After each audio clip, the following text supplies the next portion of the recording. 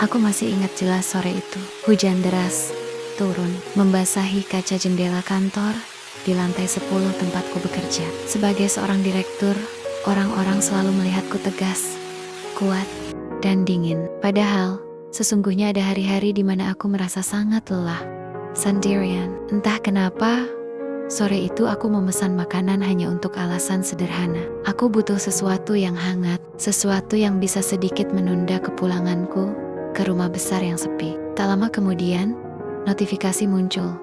Driver Anda, Raka, sedang menuju lokasi. Saat aku turun ke lobi, kulihat seorang pria berdiri dengan tas pengantar makanan. Rambutnya basah, jaketnya meneteskan sisa hujan. Namun, senyum itu sederhana, jujur, dan entah kenapa menenangkan. Pesanan atas nama Laras, tanyanya.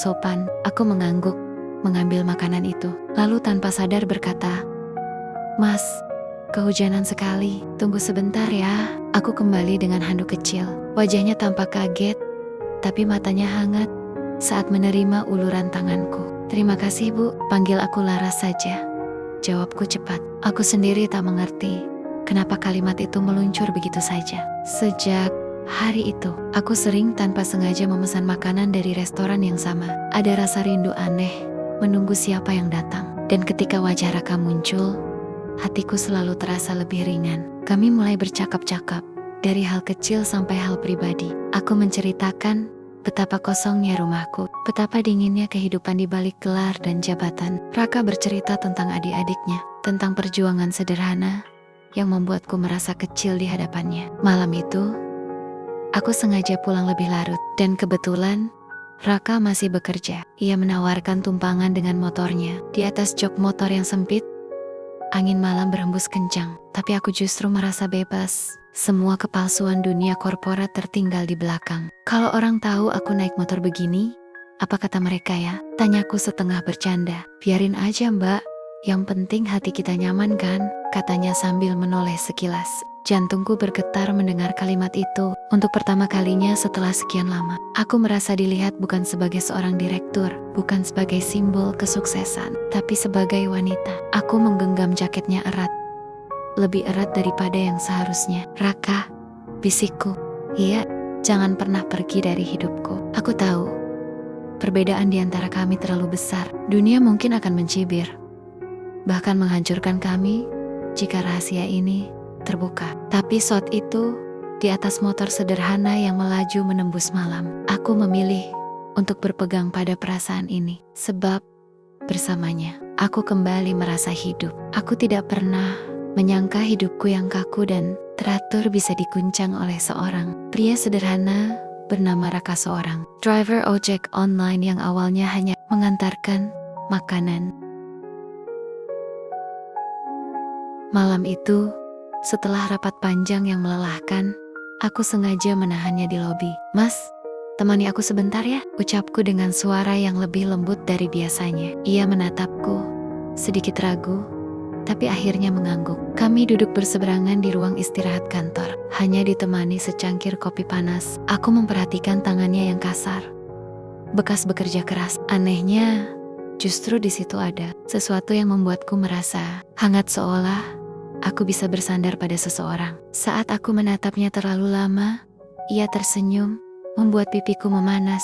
Aku merasa seperti remaja lagi, padahal usiaku jauh lebih matang darinya. Beberapa hari kemudian, aku memberanikan diri. Setelah ia mengantarkan pesananku, aku berkata lirih, "Mas, maukah kau temani aku sebentar di rumah?" Di rumahku yang luas namun dingin itu, aku menuangkan teh untuknya. Suasana begitu hening, hanya terdengar detak jam dinding. Aku bisa merasakan jantungku berdetak lebih cepat dari biasanya. Aku menatapnya terlalu lama. Lalu, tanpa sadar, jemariku menyentuh tangannya di atas meja. Raka terdiam, tapi ia tidak menarik tangannya. "Raka, aku lelah selalu sendiri." Ia menghela napas dalam, lalu menatap mataku lekat-lekat. Tatapan itu membuat tubuhku bergetar, seakan semua dinding pertahanan runtuh. Aku tak ingat siapa yang lebih dulu mendekat. Yang aku tahu, dalam sekejap jarak itu hilang. Bibirnya menyentuh bibirku, hangat,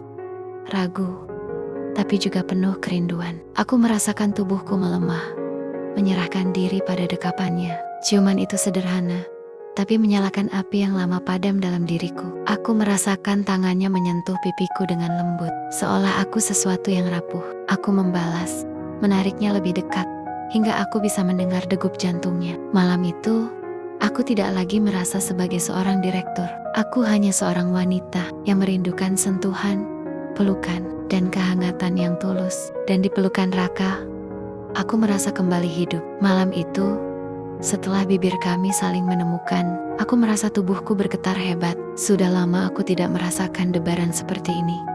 Debaran seorang wanita, bukan seorang bos. Raka menarik wajahku perlahan, menatap mataku seakan meminta izin. Aku hanya bisa mengangguk, lalu meraih lehernya dan kembali menyatukan bibir kami. Kali ini lebih dalam, lebih berani. Aku bisa merasakan nafasnya bercampur dengan nafasku. Panas, terburu-buru, penuh kerinduan. Tangannya bergerak hati-hati, menyusuri lenganku, lalu menahan pinggangku. Saat tubuhku ditarik mendekat, aku duduk di pangkuannya tanpa sadar. Sentuhan itu membuatku gemetar. Aku merasakan dadanya yang hangat menempel di dadaku, membuatku semakin sulit menahan diri. Raka, suaraku hampir berbisik. Aku takut, tapi aku juga buta ini. Ia tak menjawab, hanya menunduk ke leherku, mencium perlahan, lalu semakin dalam. Aku menutup mata, membiarkan napasku tercekat. Tubuhku menyerah pada sensasi yang sudah lama tak kurasakan.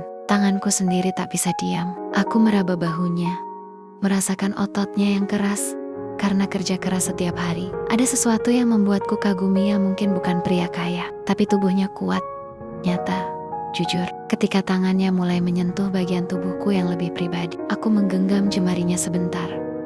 Ragu, namun detik berikutnya, aku justru membimbing tangannya lebih dekat. Nafasku memburu, wajahku memerah, tapi hatiku berani. Aku tahu ini terlarang. Aku tahu aku bisa kehilangan segalanya jika dunia tahu. Tapi di pelukan Raka, semua itu tidak penting. Yang penting hanya satu. Malam ini, aku ingin merasakan diriku sebagai wanita seutuhnya. Bukan bos yang selalu berjarak. Aku tidak tahu sejak kapan aku kehilangan kendali. Yang aku tahu, tubuhku sudah terlalu lama haus akan sentuhan. Dan Raka, dia memberikannya dengan cara yang tulus, penuh kelembutan, namun juga keberanian. Di ruang tamu rumahku yang sunyi, aku membiarkan tubuhku jatuh ke dalam dekapannya. Raka menandok, bibirnya menelusuri leherku, membuatku mendesah pelan, tanpa bisa menahan. Jemariku meraih kerah bajunya, menariknya semakin dekat, hingga aku bisa merasakan detak jantungnya yang sama cepatnya dengan milikku.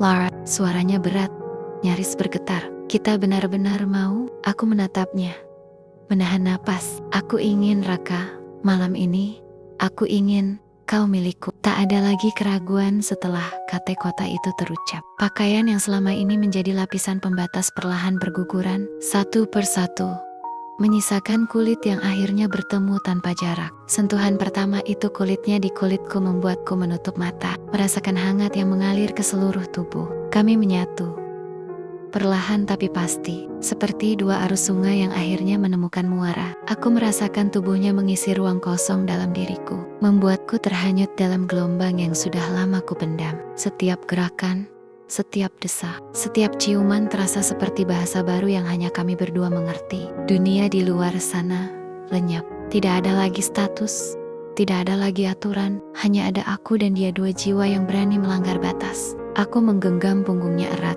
seakan takut ia menghilang. Nafasku berat, suaraku pecah, tapi dalam kepasrahan itu aku merasakan kebahagiaan yang tidak pernah kudapatkan dari siapapun sebelumnya. Malam itu, aku bukan direktur perusahaan. Aku hanya seorang wanita yang akhirnya menemukan rumahnya di pelukan seorang pria sederhana. Dan ketika semuanya reda, kami terbaring dalam diam, hanya saling menatap dalam cahaya lampu redup. Aku tersenyum, menyusuri wajahnya dengan jemari. Raka, bisikku, apapun yang terjadi nanti, malam ini akan selalu aku simpan di hatiku. Aku tidak pernah membayangkan diriku akan sampai di titik ini. Inilah kisahku dengan driver ojek online, dan hari-hari berikutnya Raka pun sering ke rumahku untuk mengulangi hal-hal yang indah itu.